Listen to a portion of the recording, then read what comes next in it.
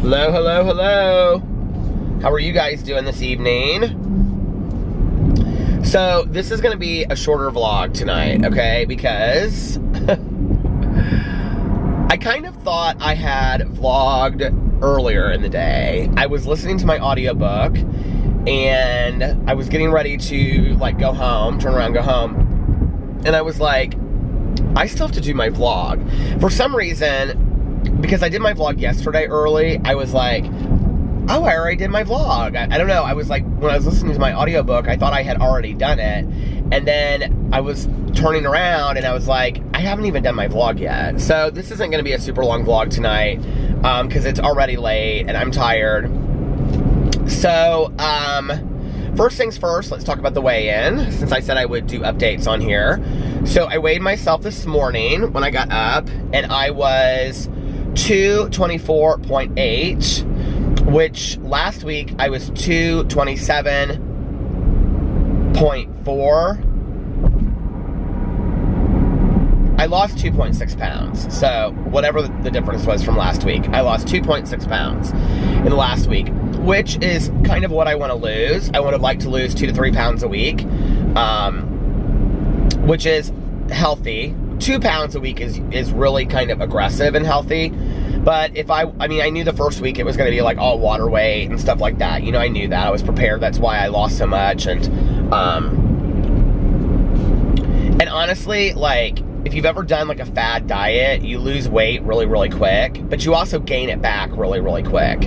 So the times that I've lost weight slowly, like 2 pounds a week, sometimes, like when I did Weight Watchers, but anyway, so I'm very happy with the 2.6 pounds this week that I lost, because that was right on par with what I wanted to lose, even going to the event the other night and eating. So I'm, you know, staying where I want to stay.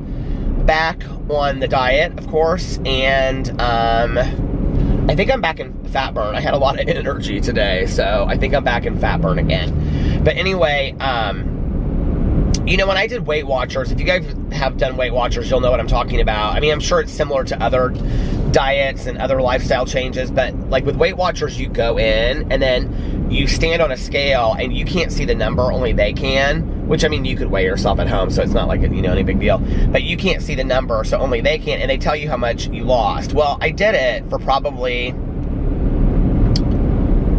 I did it for a long time, because it was like the first time in my adult life. There's been a lot of periods in my adult life where I was like really in shape, where I was like eating healthy and running and working out and stuff.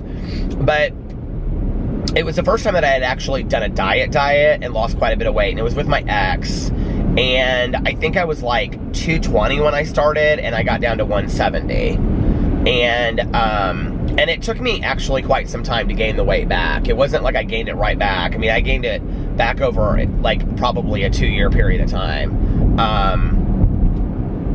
And because every night we would, like, it wasn't super healthy either, because I was eating a lot of processed foods, like lean cuisines and stuff like that, which, I mean, this is processed food that I'm doing now too, but it's more of like a transition, or it's more of like, you know, jump start to weight loss, and then once I lost a certain amount of weight, then, you know, going in and doing the transitioning to healthy eating, which is what I feel like I need right now. But I was eating like a lot of lean cuisines. I don't think they do the points anymore on Weight Watchers. Actually, the last time I talked about it, somebody said you can do the points or you cannot do the points. Like, they have 2 different systems. And I think when I did it, they were changing over to have 2 different systems. But we have like I actually have like a calculator, a Weight Watchers calculator. I wanted that calculator so bad.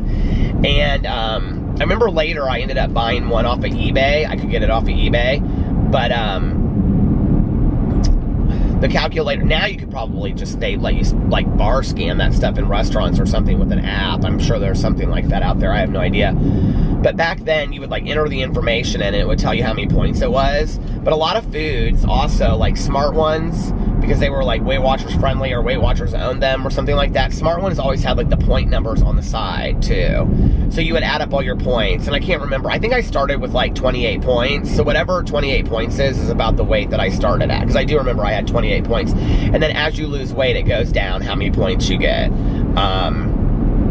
But I think the lowest I got was like 24 or 20, I think it was 24 was like the lowest that I got. I can't remember. And it was fun, and I liked doing it, and it, you know, it really made me think about like the correct foods to eat, because there were a lot of like 0 point foods. Like I remember green beans were 0 point foods, and I would literally, like, every night we would make a pot of green beans and eat it, because it just was, that way we could eat more quantity food, I guess, but things that were healthy, and we didn't put salt or anything on it, you know. So I'm not like really a big salt person anyway. I'm kind of actually the opposite. Like when I go to, like, if I get, like, back in the day when I would get fast food and I would get like french fries and stuff, sometimes like McDonald's french fries were like way too salty for me.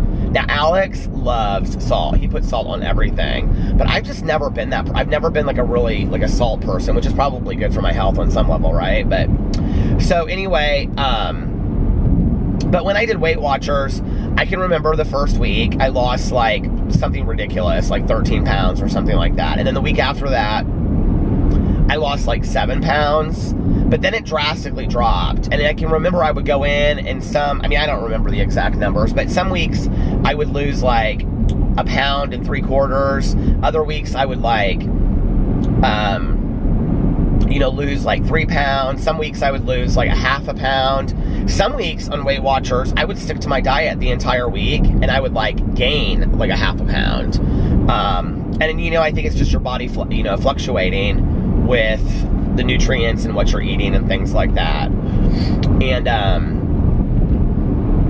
so, but I think the fact that like I lost it over, like, you know, I mean, any doctor that I've ever talked to about weight loss has always said that like 2 pounds a week is safe, but it's also aggressive, which I think is interesting that 2 pounds a week is aggressive. And I'm sure there's a lot of people that are out there that you guys are going to comment and say, well, no, it's not, or yes, it is. But that's just what I've been told, that like 2 pounds a week is pretty safe for what you want to lose. I had a friend of mine back in the day, she and I got sober together, and she was never heavy, but she wanted to lose like 40 pounds, and, but she wanted to lose it over like a 2 or 3 year period, which she did.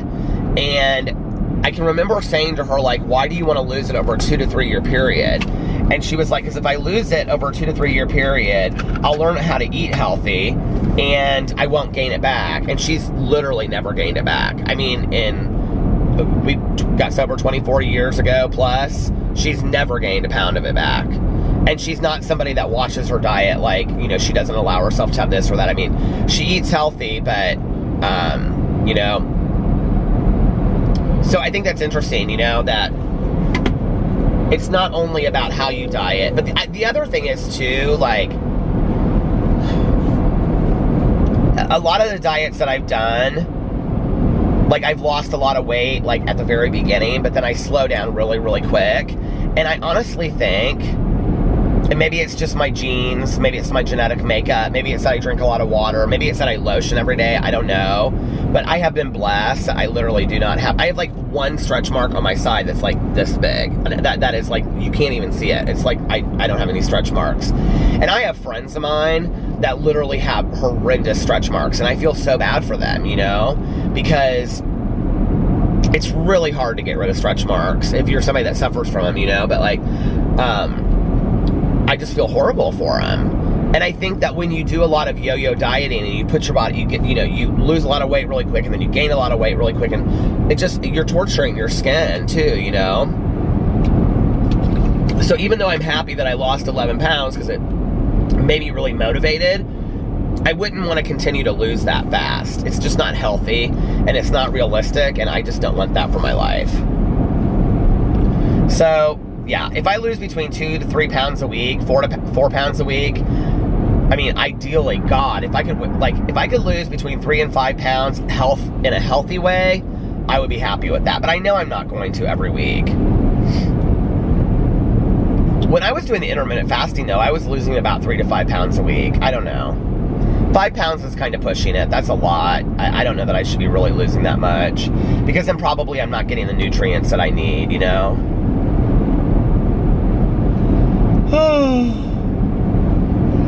But I'm not really hungry on this diet, interestingly enough, probably because I'm, you know, the way that Alex explained it to me is because I'm eating every 2 to 3 hours, and then I'm drinking so much water on top of it that I'm just not hungry. I mean, water kind of like fills you up, you know? So yeah, I weighed in, was happy about that. And then, I actually got up early today to take the dogs out, and like earlier than I usually get up. And Alex has been getting up really early this week. So Boo and Tucker were in their house, so I took them all out, and then I was like, let's go back to sleep for an hour. So we came back up into the bed, and Boo Radley got on Alex's pillow, and I laid down, and Pee-Pee laid down right by my side, and Tucker laid down right here, and he stared at me, and we all got cozy, and we went back to bed for a little while. It was really nice. It was beautiful outside in Indiana today. It was just a really nice spring day. It's supposed to be cold the next couple days and rainy. It was kind of spitting rain earlier, but it doesn't look like it's going to rain right now. It looks pretty clear outside. Not that that necessarily means anything, but yeah. Film videos. Oh, went to my meeting with Tanya tonight. Had a great meeting. And I think that's about it.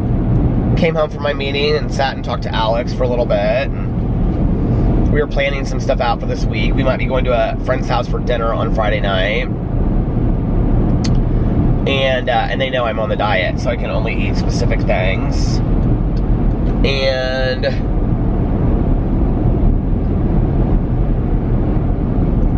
I'm not a planner, but I am a planner. Whenever I say that, I always kind of remember that line from Pretty Woman. And like it's going on Wednesday, and Alex hasn't planned anything for his for Mother's Day, but Alex is always the one that plans it. And so when we were at his mom's house for his uncle's birthday, I said, what are you guys gonna do for Mother's Day? They were all sitting around, and his mom was like, yes, what are you gonna do for Mother's Day? Well, Liliana is, which was funny, right? But Liliana is a mother too, you know. And so Alex said to Carlos, well, what do you want to do? And Carlos was like, oh, dude, I don't care, like, you plan it. And Alex was like, no, I plan it every year, like, you plan it. And Carlos is like, okay, I'll plan it.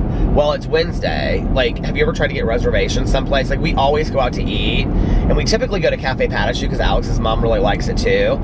And then, okay, so this is who will be going out to dinner on Sunday, okay? Well, brunch. Me and Alex, Alex's mother, his grandmother, his uncle probably won't go, Carlos, Liliana, and the kids. So there's 8 of us. And maybe his aunt and uncle. So it's 8 to 10 people for Mother's Day at a brunch, just showing up somewhere with no reservations. And they don't care. Like, they're not people that complain. These are some of the things I love about my family, but at the same time, it's like, so we'll get there, and they'll be like, oh, it's an hour and 25-minute wait. And they'll be like, okay, we'll just wait. You know? And I'm like, we're going to wait an hour and 25 minutes, seriously? And Alex is like, yeah, we're just going to hang out and visit with the family and stuff. I'm like, okay. So I just suit up and show up, you know?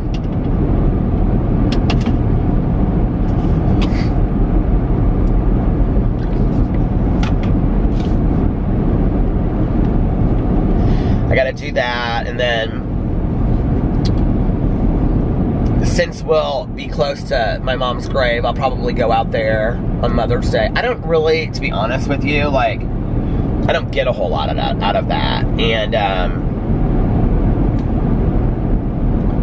so my friend and I, whose mother passed away a year before my mom did, our mothers are buried at the same cemetery.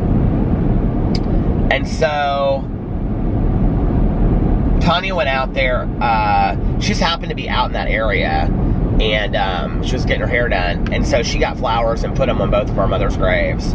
And I go out there every once in a while. I just don't, you know, like, my mom, she was so set on this whole idea of, like, don't get attached to my body, that, like, I almost feel my mother more around me, or I feel more connected to her, like, driving in a car listening to Bob Dylan, than I do sitting at her gravesite. And I'm really not saying that for me. I'm really saying that for other people that maybe like struggle with that, like that to not. And I don't feel bad about it. Oh my God, my battery is about to die. Well, I did bring my other battery, so I'm gonna pull off here in a second anyway. So when I pull off here, I'll change it. But I say that really for anybody else, because like I told the story of my mother the other day, and so many people were like, you know, thank you for going through this. I wanted to remember somebody, I can't remember who said that their dad was terminally ill, and I wanted to, I'll talk about it tomorrow in the video, but just know that I'm thinking of you. It's hard, you know. I think everybody should grieve in their own way. Like, don't ever let anybody tell you that how you're grieving or what you're doing is wrong, okay? If you want to go to the gravesite, go to the gravesite. If you don't want to go to the gravesite, don't go to the gravesite. Like, afterwards, you know? Like, that should be up to you. Like, I know if my mother was sitting here, my mother would say, I don't care. Like, you know what I mean? And, I know that about my mother. I know that. Because if she would have felt differently, then I would go out there all the time. But I go out there, I talk to her a little bit, but I don't really feel like she would hear me at a gravesite any more than she would hear me just walking around my house. Is kind of how I feel about it sometimes. So, but I'll do that on Mother's Day. Mother's Day is just hard, you know, like, and first of all, because it was one of my mom's favorite holidays. She loved Mother's Day and she loved Easter. And I gotta pull in here to change this battery.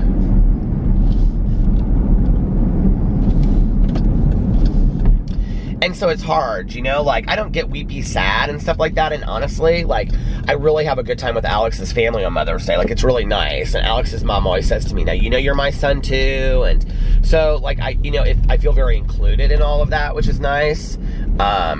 So, at least I have something to do, if that makes sense, you know, where I feel like I'm part of something, because I think it would be harder if I wasn't. I really want to make sure more that Caroline's okay this year, because, you know, it's both of her parents. This is the first Mother's Day that both of her parents are gone. I think Father's Day will probably be hard for her this year. I can't even imagine.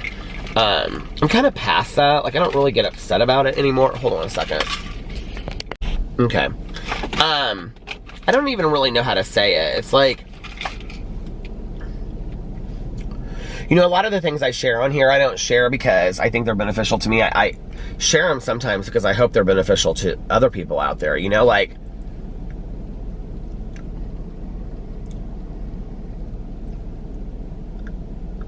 it's gonna be it'll be 11 years next week since my mom's passed away. I miss my mom, okay? But at the same time, it's been 11 years.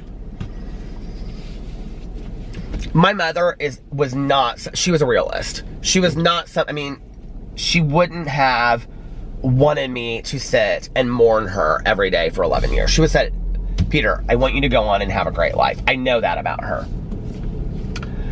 And I mean, and I probably knew my mother better than anybody in the entire world. And there was still a lot of things I didn't know that she kept from me, right? But, like, I mean, how she would have felt about things, I feel like I do know.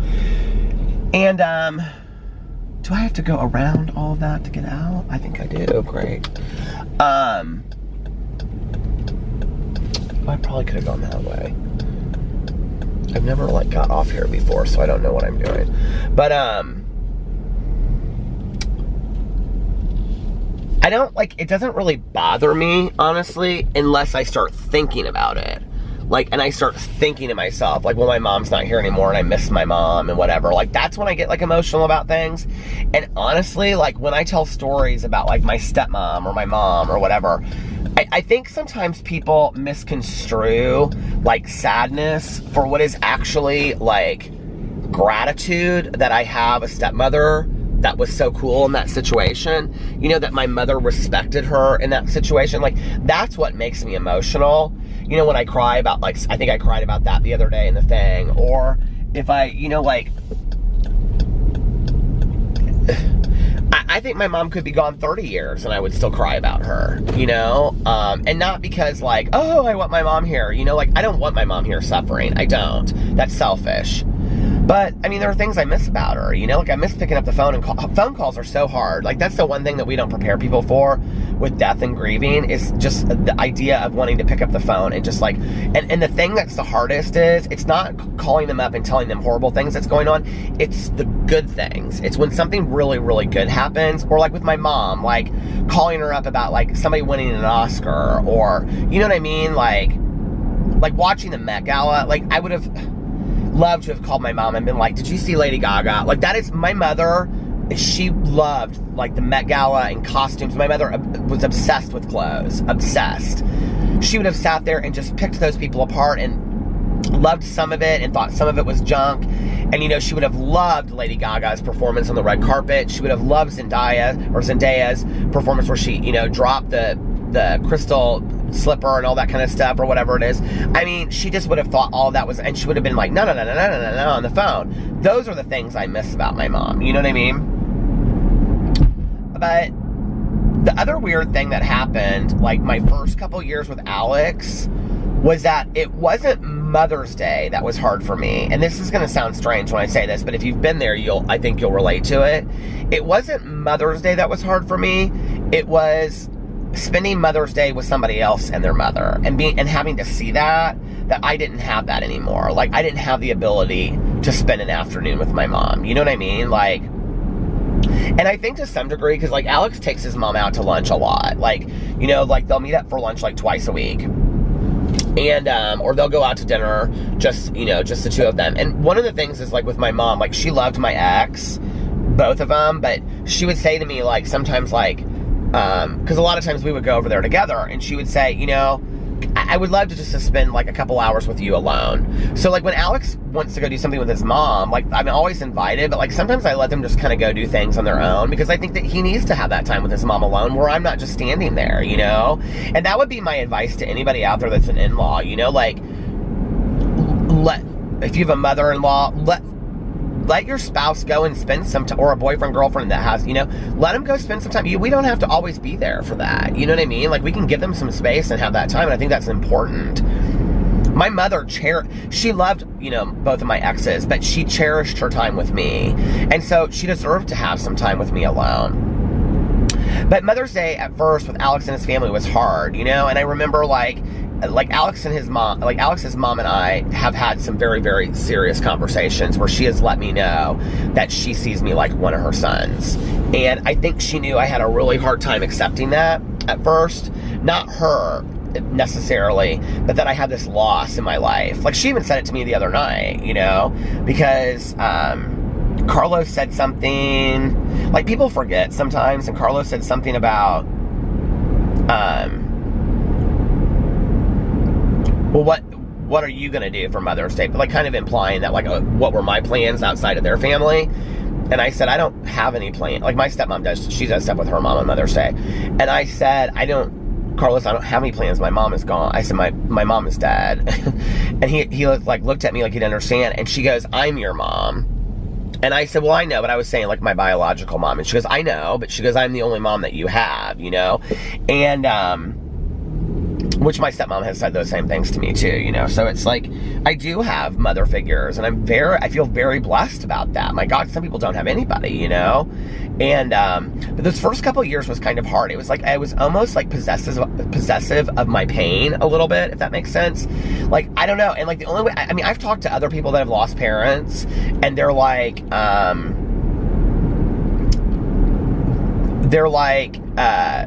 yeah, like, I totally relate to that.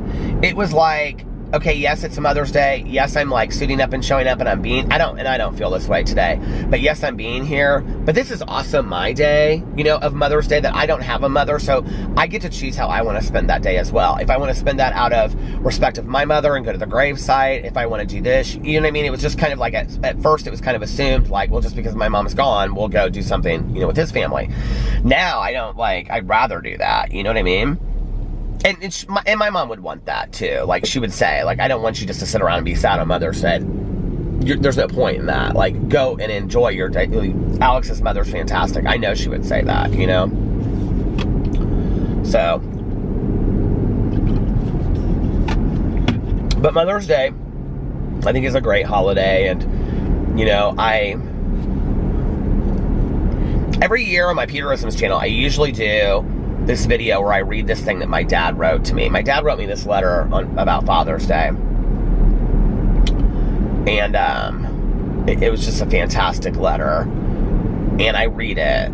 I've read it in a video. I've done it more than once. I might do it again. So if not, I'll just like reference it and probably share it with you guys on here and stuff like that. But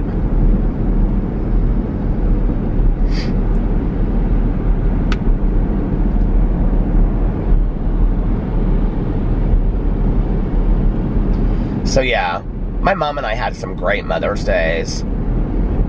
And she made it very clear, and this is why I feel the way I do about them, like, planning stuff. And, like, I say this to my friends. Like, I'll ask them, like, what are you doing for Mother's Day? Oh, I don't know yet. Well, you need to make plans. Like, Caroline was so good about that. Like, Caroline always had, like, reservations at places, like, 2 months in advance. Because she knew, like, our mothers, like, they cared about Mother's Day. Like, they really cared.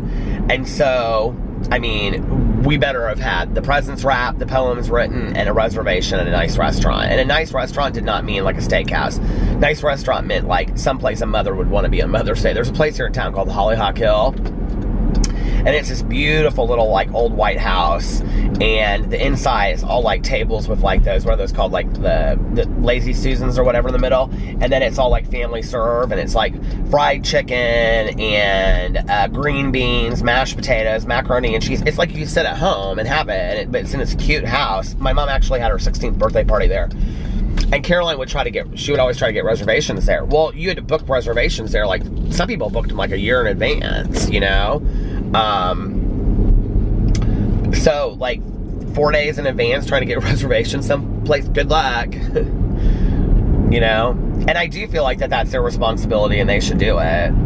Because, see, that's what I was going to say. Like, I'm not a planner, but I am a planner. Because I'm like, would just take over and say, well, I'll make the reservation somewhere, you know? But I don't really know. She said she wants to go somewhere where she can have champagne mimosas. That's what she cares about. You can't have champagne mimosas at Hollyhock Hill. So we've got to go somewhere where she can have champagne mimosas.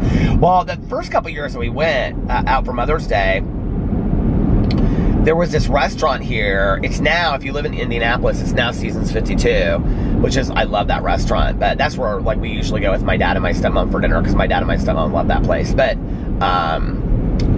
we used to, well, we go there or we go to this place called George's that my dad likes. It's like his favorite lunch place. Like when my dad and I go to lunch, he's always like, George's? Noon on Thursday? I'm like, yeah, Dad. So he doesn't talk like that, but like, anyway, but my dad has like, do your parents or family have like two favorite places they like to go to?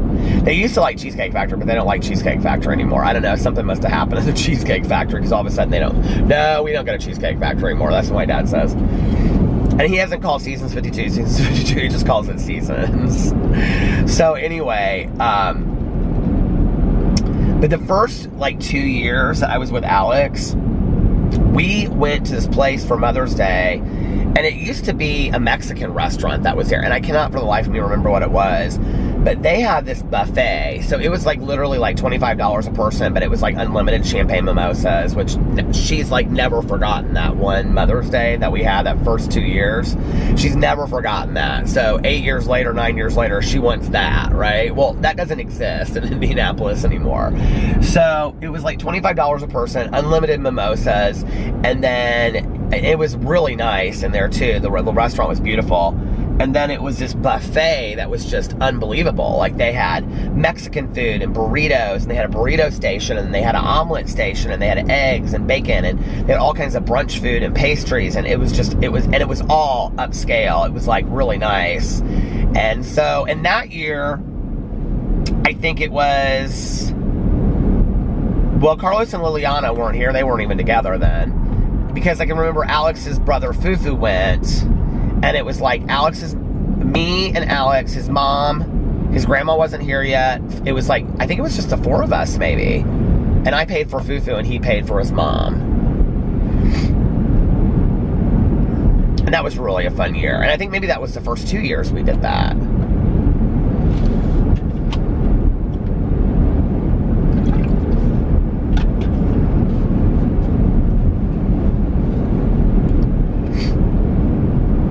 think it was last year that Fufu surprised his mom for Mother's Day and flew home. I would love to fly him home for Mother's Day, but I don't have that kind of money. It's really expensive to fly from San Diego to Indianapolis.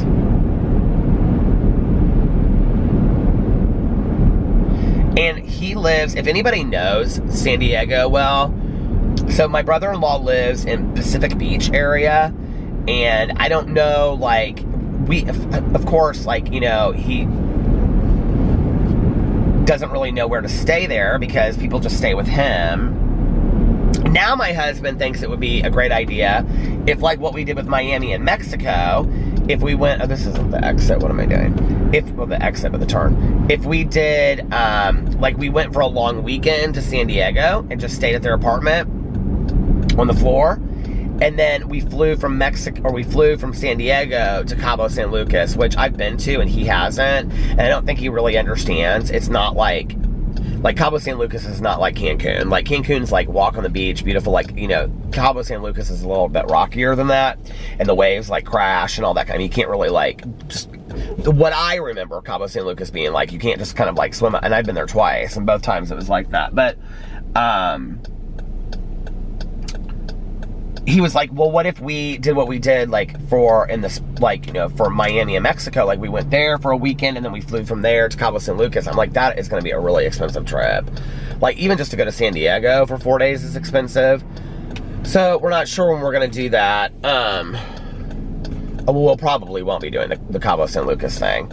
But, if anybody knows, like a mid-range to nicer hotel in the Pacific Beach area, I would really appreciate it, because I'm trying to put this trip together and like nobody really seems to want to help me with it. And I don't mean you guys, I mean like my husband and my brother-in-law. Like they want to go, like they want us there, and Alex wants us to go, but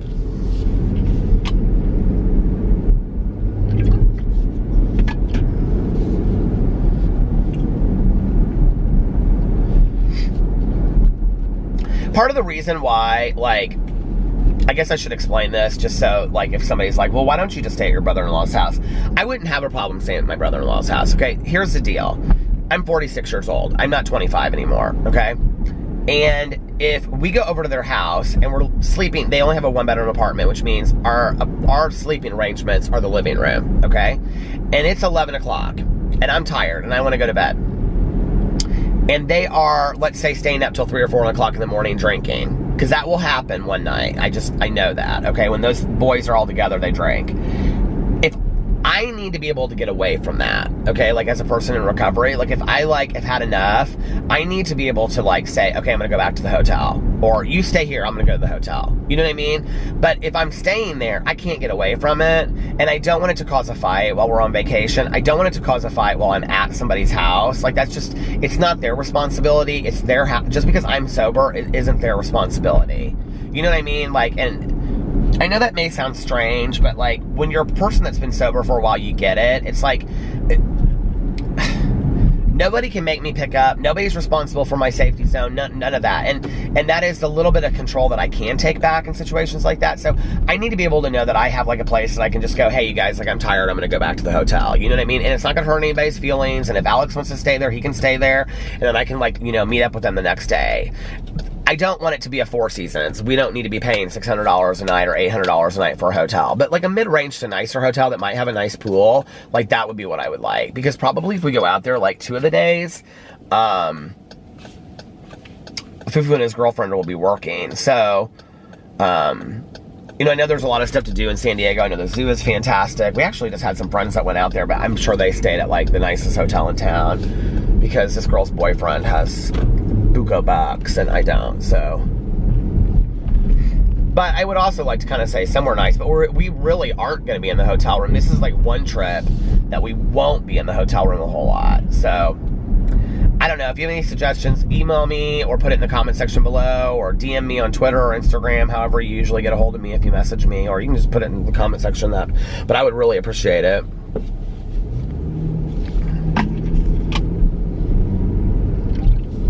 I have not been commenting on videos the last 2 days because I've literally been posting and running out of the house.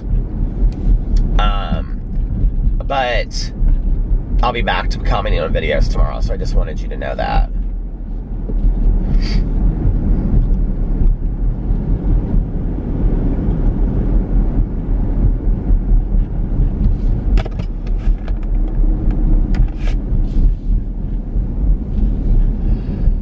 This is the restaurant right here. You guys want to see? El Camino Real. This is the Mexican restaurant that we used to go eat at, all of us, right before meetings on Tuesday nights, when it was like a big group of us. We used to sit in that table right over there. You can't see it, but we used to sit in that table right over there. It was fun.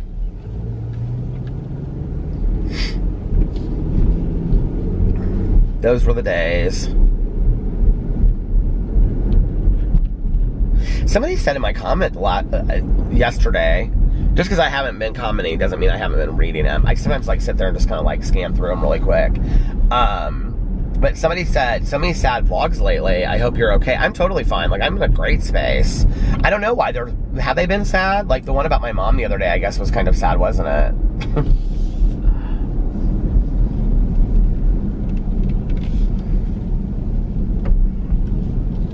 It's just something in my life that's happened, you know? It's kind of pivotal to my existence, so I feel like talking about it sometimes.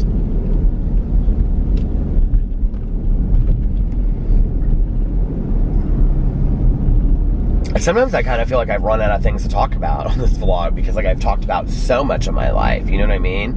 I mean, there's a few things I haven't talked about on here, obviously, but quite a few things, but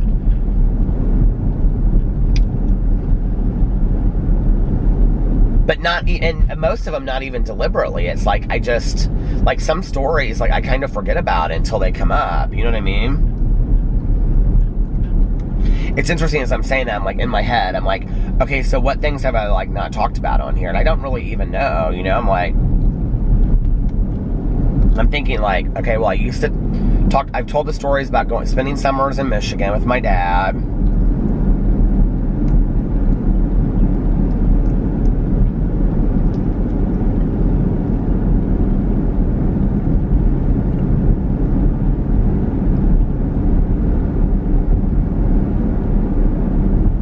My mom and I, one year, I think my cousin and my aunt, I think I've told this story on here too. My cousin and my aunt were out of town. So my aunt and uncle had a place in Longboat Key, Sarasota, and it was like a timeshare or something, but they had so many weeks by the end that it seemed like they went down there a lot. So anyway, I don't even know if at the end it was a timeshare. I don't know how it worked, but I know Caroline has it now, so. But Caroline and my aunt were gone for Mother's Day. And so, and this was before, this would have been before David was born. I cannot believe my cousin's son is graduating this month from high school. My God. I feel like it was just yesterday that the camera fell. I feel like it was just yesterday that I, was visiting her at the hospital, you know, like the day that she had him. It was crazy to me. But anyway,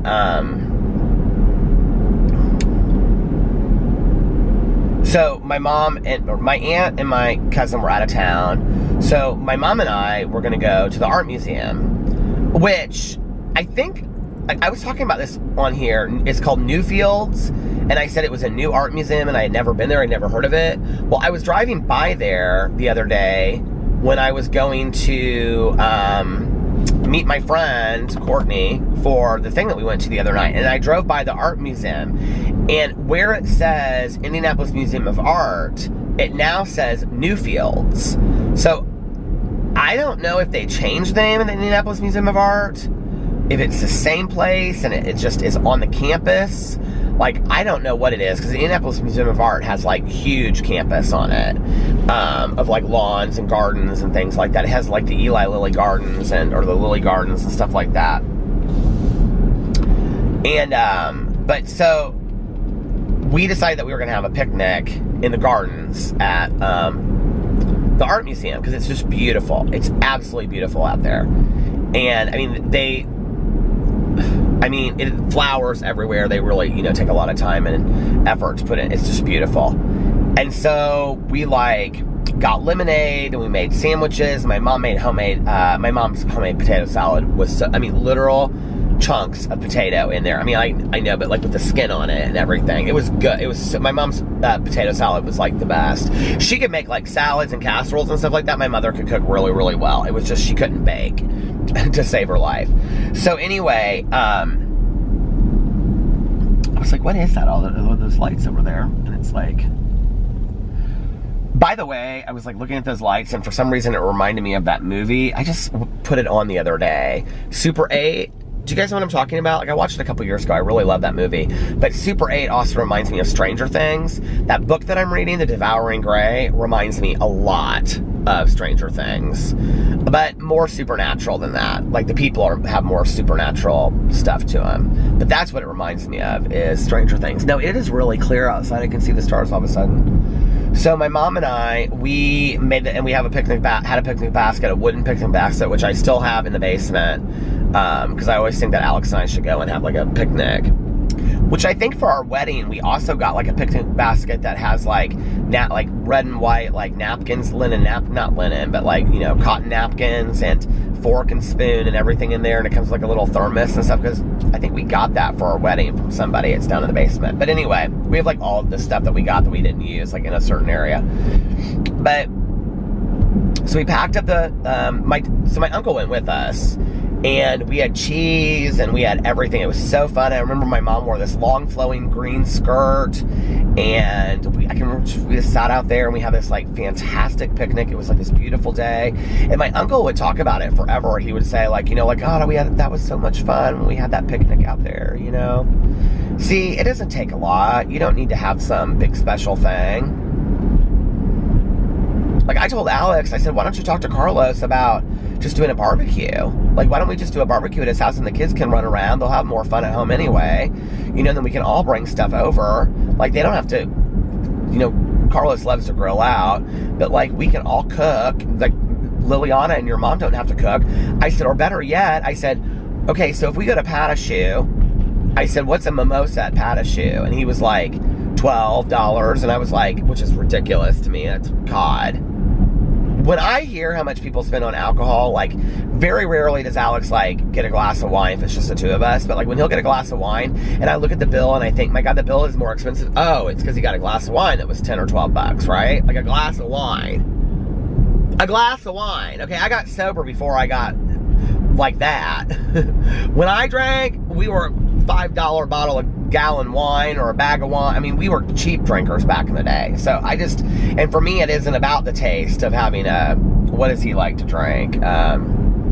Shoot. This is how little I know about alcohol these days. It's not a Merlot. Or is it a Merlot? It's a, it starts with an M. It's not a Cabernet. He drinks red wine. My husband drinks red wine. He drinks, oh, I'm going to have to pull in here in a second and look it up because it's going to drive me crazy. But anyway, I don't even know. But I said, okay, how much is a mimosa going to be? And he goes, $12. And I go, okay, well, you and your mom are going to each have two because they're super tiny small. And they're like literally like these little glasses like this at Patashu. I said, last year his mother spilled her $12 mimosa. She felt so bad about it. I said, because she was taking pictures all over the table, but she's so sweet. So anyway, so I said, that's $24 each. That's $48, okay?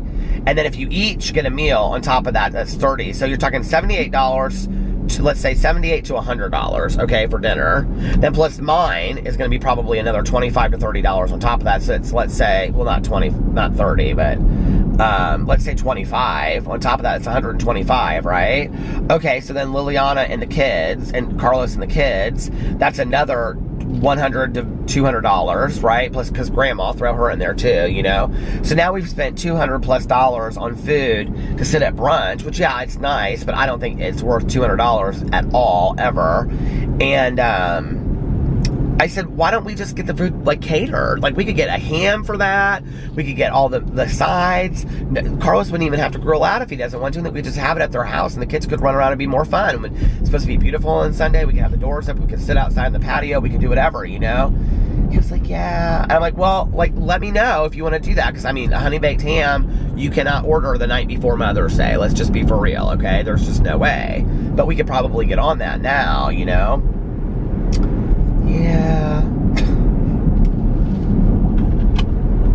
Malbec, not enough to pull over. He drinks Malbecs. I don't know.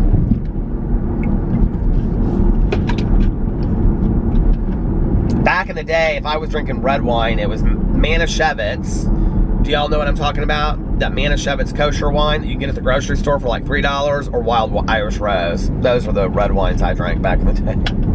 Just to put it in perspective for all you guys. I wasn't thinking about having a glass of red wine. I was thinking about getting drunk.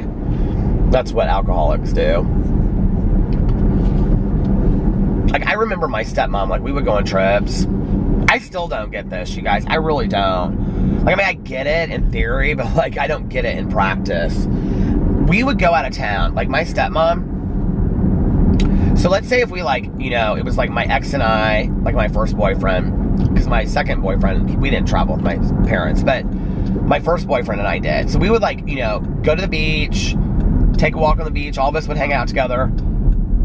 Excuse me, then we'd go up and take naps, and then we would go out to dinner, and we would usually sit and, you know, like, meet up before dinner. And my dad and my stepmom, they don't drink gin and tonics anymore. They only, like, if they drink, they have wine, but back then they drank gin and tonic. So, like, you know, they'd sit there and have a Tanqueray and tonic or something like that while I'm having a Coke and my ex is having a beer or whatever.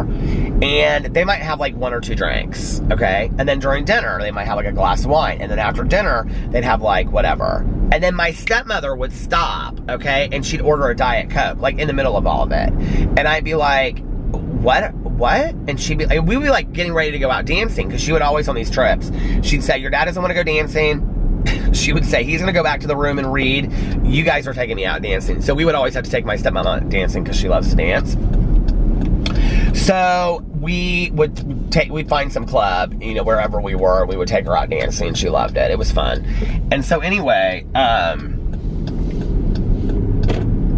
thought that was Tanya for a second. I'm like, what is she doing up so late at night? But she would stop, like, 10 o'clock, 9 o'clock, drinking, and she would start drinking Diet Coke, and I'd be like, what are you doing?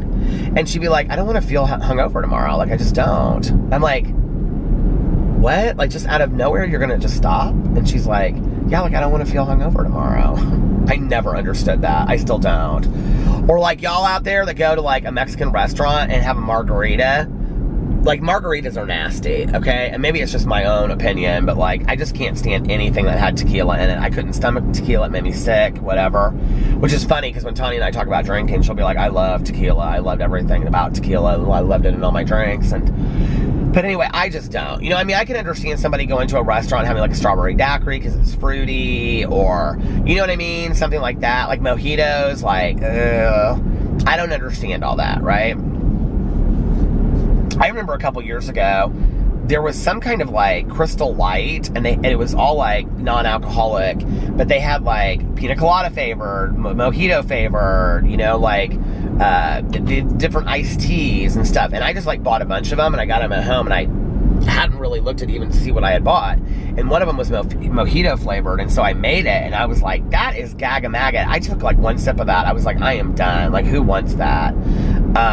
But I know people that love those mojitos.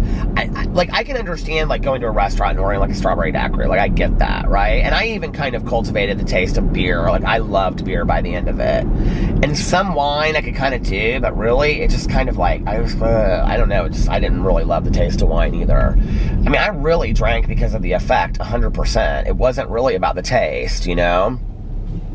Jack and Coke I liked at the end, you know, but that was an acquired taste as well. And so I don't understand when people just go out and they just have, like, a drink with dinner, or, like, 1 drink with the girls. Like, you're not getting anything out of it. And it's like $10. Like, you've just lost, like, I don't get it. Like, hey, more power to you if that's what you want to do, but, like, it doesn't make sense. See, that's how my thinking is completely different, you know? But it's the flip side to that is people that aren't alcoholics are like, well, I don't understand why you just can't stop. Like, I mean, that's truly, like, the flip side. And, like, because I've had so many conversations with non-alcoholics, you know? And I'll say, I don't understand. Like, you're just going to go and have 2 beers, and then what for? Like, why would you even have a beer if you're not?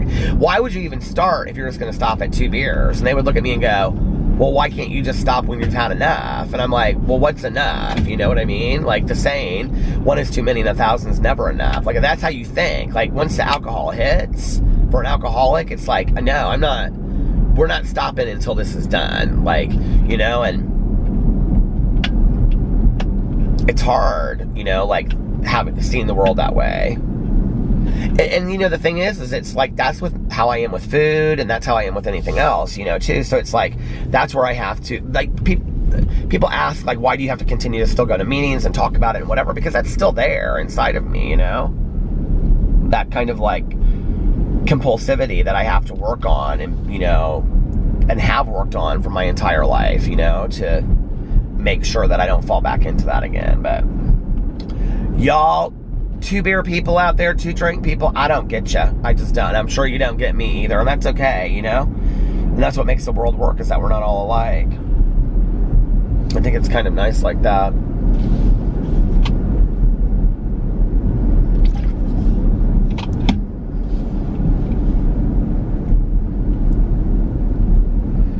I have no idea how long I've been vlogging now, and I said it was going to be a shorter vlog. It's probably, it has to be shorter than another one is, because I've been talking for, like, I don't know, maybe around an hour. I love this Tatcha lip balm. Does anybody else have it? But can I just tell you that, like, you have to kind of reapply it all the time. It has, like, kind of a citrusy lemon taste to it. Oh, yeah. It does kind of smell like that. I don't know if that's necessarily what I would call it, but it's so nice. El Leary got this for me. Thank you, El. A long time ago. And I still have so much of it left. You can't see it because it's dark right now, but I have so much of it left. I really like Tatcha products, period. They're kind of expensive, but they last forever. But can I just show you what I have in my car right now? And I gave Tanya hers tonight. I, true story, do have my Mountain Dew humongous lip balm. And this thing, you guys, let me just tell you, like Tanya, I gave her Pepsi one tonight, and I kept the Wild Cherry Pepsi and the Mountain Dew one, because the Mountain Dew one is kind of like a citrus lip balm, and I like it. Okay, like, no joke, you guys, I'm really not joking about these. These are really nice. Like, they're very, like, they're just a good lip balm, but they, like, full coverage over your lips. I know it sounds funny, but for like $11 for 3 of them on Amazon, like, I think it's pretty good. And they have all different kinds of flavors, because I'm going to order some more. I ordered some hilarious stuff to review on Amazon the other day, and it was real cheap. It was like $5. I went in there to go review all of this, like, as seen on TV stuff, but you guys, there's not a lot of as seen on TV. I remember back in the day, it was like all kinds of fun stuff they would have. It's not like that kind of fun stuff anymore. Some of it's like serious, and most of it is like expensive, like $30 and $40. And I know people really want me to do the as seen on TV reviews, because I get a lot of requests for them. But the reality is, it's like, first of all, they're not necessarily things that I really want to review. Like, you know, an egg cooker or something. I mean, I don't care to pay $40 for an egg cooker, because I don't ever just sit around my house and cook eggs. So why would I buy that to review? You know what I mean? But like, even like the clapper, like, I was going to get that and review it, but I know it works because we had one when I was a kid. True story, the clapper really does work. But it's like, I think it's like $19.99, and what? There's my review. I mean, you know what I mean? So I'm like, I don't know that I want to spend that, but I was trying to look up some funny stuff. So if you guys have any suggestions for me, let me know in the comment section below of like funny items you'd like to see me review, because I'm totally open to suggestions, because I have more fun kind of reviewing like the funny stuff. And obviously, for the time being, I'm not going to be doing food. I am going to go back to doing food reviews, but it's not going to be for quite some time. It's going to be, you know, it will be once I've lost a majority of the weight and I've been on the maintenance for a while, and it's a cheat day. That's where it will be.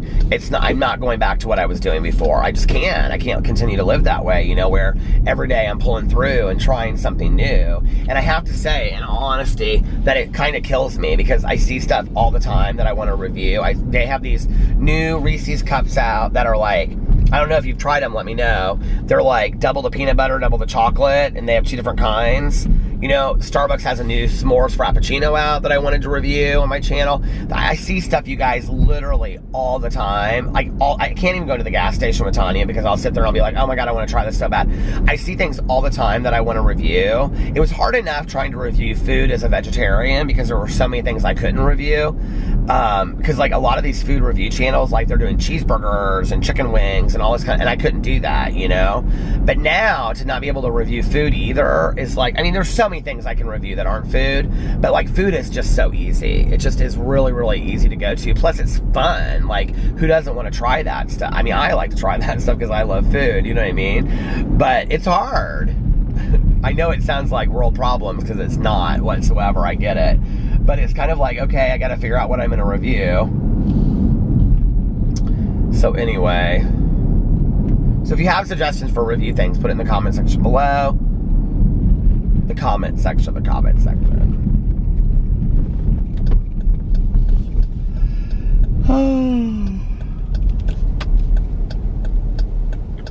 I'm gonna sleep so good.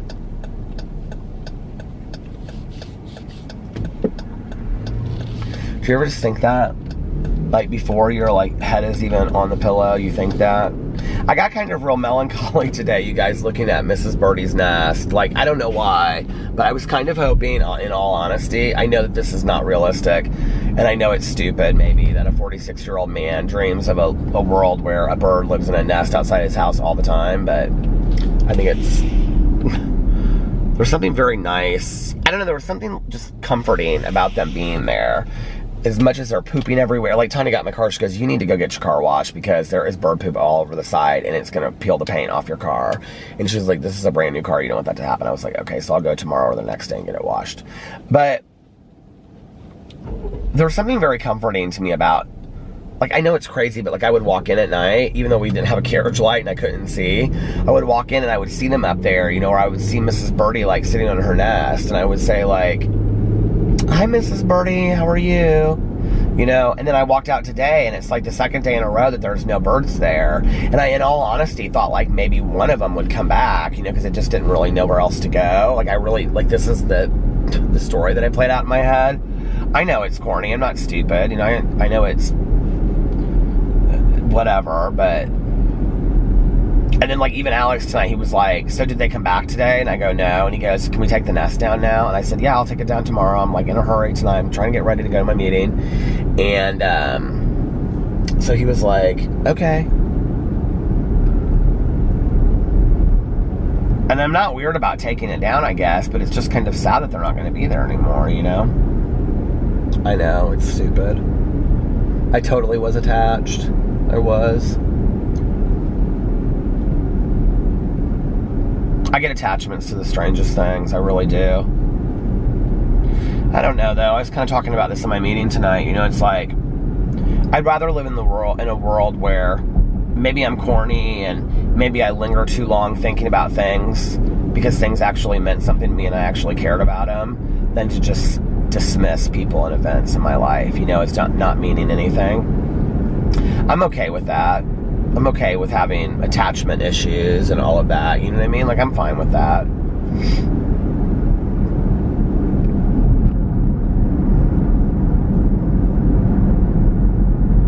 But I do get attached to all kinds of things. It's the beginning and end of my book that I'm working on. It starts with a hotel room and it ends with a hotel room, because I used to always say, I think my dad started this.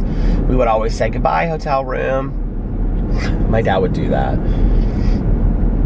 My dad, for being this masculine guy that's much taller and broader than I am, has a pretty sensitive heart in some ways too, you know, and I mean, I would never have called her Mrs. Birdie if my dad hadn't called his duck Mrs. Duck, so I obviously get it from him, you know. Not the one that I found in the pictures the other day, but like Mrs. Ducky that he keeps out at his pool, or he doesn't keep, but she stays there.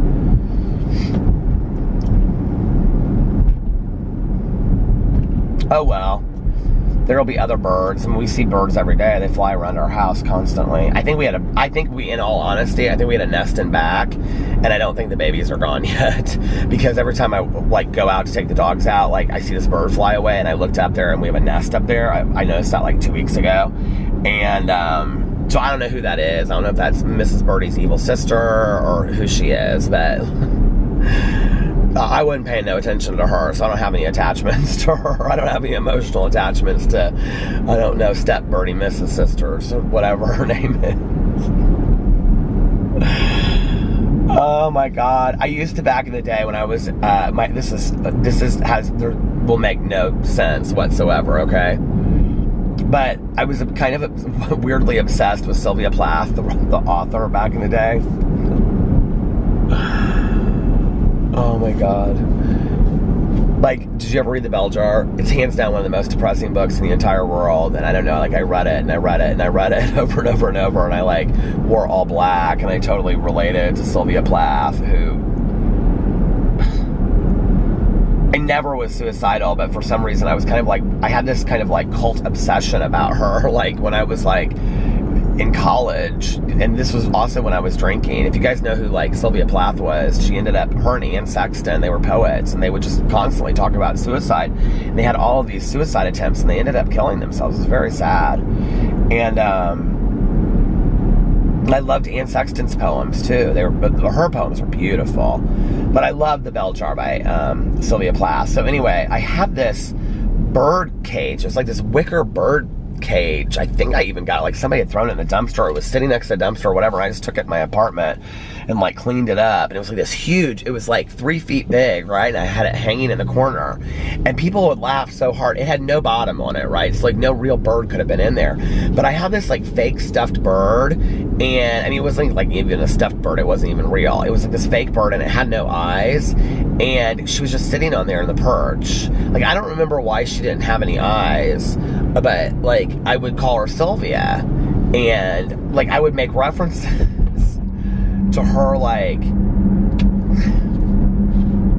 being, like, the spirit of Sylvia. People just thought it was hilarious. I must have just thrown all of that crap out when I moved. I don't remember. I don't really remember moving out of that apartment.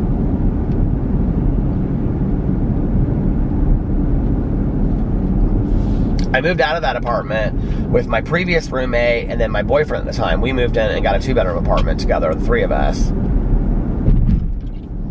But none of that stuff went with me, I know. That apartment was fun. That was my very first apartment.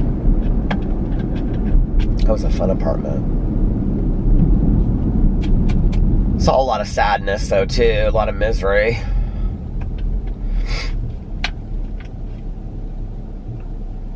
Do you think places and spaces absorb emotion? You know, there's like that whole spiritual idea of that, right? Like, when events happen, that they sometimes kind of, like, after people die, like, the event still relives itself over and over and over there. Like, spaces kind of, like, take in, like, there's, like, a lot of sadness that occurred there. You can feel it in the space and stuff. I don't know. Do you feel that way? Or do you believe that? Do you feel that way? Do you believe that? When I went to the Baumeister Mansion, the serial killer vlog, did you hear the birds? Mrs. Birdie. She's calling for me. But when I went to the Baumeister Mansion, I did kind of feel like that at the end. It just, like, it got me really sad. Like, there just was something, you know, this is where people are always like, well, you're an empath, you're an empath, you're an empath. I get that all the time. But it was like, there just was this overwhelming sadness. And I just, like, suddenly felt it, like, while I was there, you know? And it was almost kind of like I had to clear my mind for a second, because it was when we were sitting down in the basement. I wasn't really, like, I was watching Melissa and these people, they were all sitting there doing that thing that, like, you know, you, whatever. And I just kind of, like, was sitting there and I was, like, looking in at the pool. And I just was, like, had this overwhelming sadness all of a sudden. I cannot believe people live in that house. I just cannot. I just can't believe people live in that. I can't believe anybody would want to live in that house. I wouldn't. That would spook the hell out of me. There would not be a night that I could sleep in that house knowing that 29 men had been murdered in there. There's no way I could sleep in that house. I'd be terrified. Anyway, what a great way to end the vlog, right? I'm going to get off here now. I'm almost home, and I am going to, so I'm going to end it, and I will try to do a little bit longer tomorrow. I actually have no idea how long this vlog is going to be, so it might be longer than I think it is. But anyway, I hope you guys are having a fantastic Wednesday. Hope you're having an amazing day, unless you have other plans. If nobody else has told you this today, I love you. And make sure to look yourself in the mirror and tell yourself that. And believe it. We have to believe that. We have to work on that. And pass it on to somebody else. Let other people know how much you mean to them. These are not just things I say at the end of the video. These are things I really do believe.